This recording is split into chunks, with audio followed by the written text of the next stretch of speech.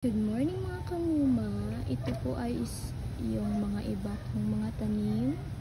Binili ko po. Ito po ay red guava.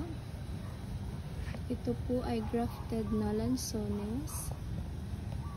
Ito po ay grafted na mangosteen.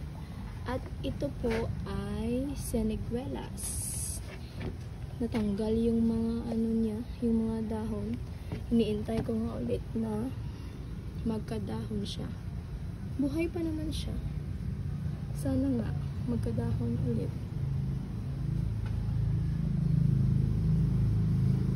So, magdidilig po ako ngayon ng aking mga halaman. Prutas. Hindi ko pa nga sila na naripat.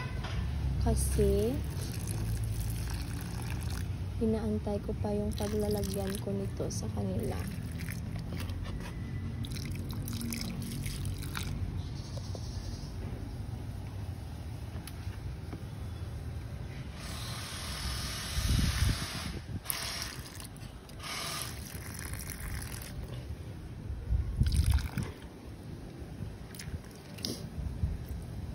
Ito ay kanyang bagong dahon. Ito din, mga bagong dahon niya.